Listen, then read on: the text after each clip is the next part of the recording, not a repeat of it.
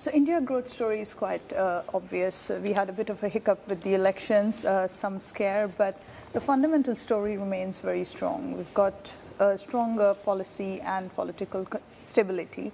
We've got a very positive demographic, strong domestic consumption, and huge investment in infrastructure. These are all structural reasons to be bullish on India for the long term. We've also, just to give you an indication in terms of infrastructure investment, we are expecting around over 500 billions of projects, infrastructure projects, to become operational over the next 2 years.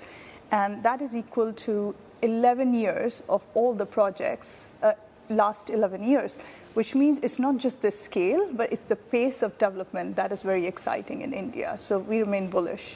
And how compelling is the bond inclusion? How compelling is that narrative? Because we have to get through, on the fiscal side, the final budget later on this month. If there is a risk that social spending, in particular coming out of the election, is going to be higher, then could the gloss come off the India story, not to mention the valuation?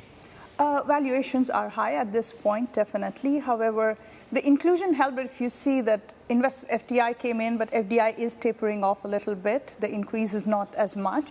So that would be a concern for the finance minister. We don't think it's going to have a big impact for the long term. It can cause a few minor bumps in the short run. But we think that there is enough inherent value in the market at this point, not just from a fiscal perspective, but you have to look at the size of the demographics and how large the economy is. And it's also relative. At this point, there are fewer options for investors to allocate money to Asia. So India benefits from that FDI flow. It's not going to China as much still.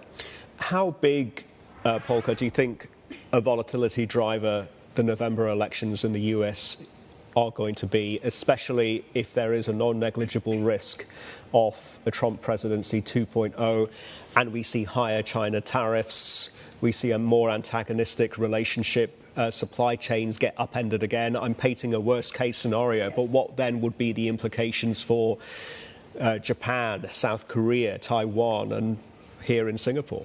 So firstly, I think immediate reaction of the markets for what looks like a more obvious Trump presidency now would be a positive. And if we have rate cuts along with, I think September rate cuts are becoming obvious, that is going to further propel the market. Our bigger concern is around Trump tariffs. The tariffs on China are not just going to impact China. The impact is much wider than that. If you recall the first Trump presidency, the tariffs were inflationary. The impact was limited because COVID was deflationary at that point. However, that's not going to be the case, and the impact will be a lot more significant. We are talking about the rate cuts now. There is a possibility under Trump presidency another set of rate hikes might have to come in. And that's not good for Asia. That is not good for currencies. That is not good for emerging markets. And the growth story that we are talking about at this point in this region will be impacted.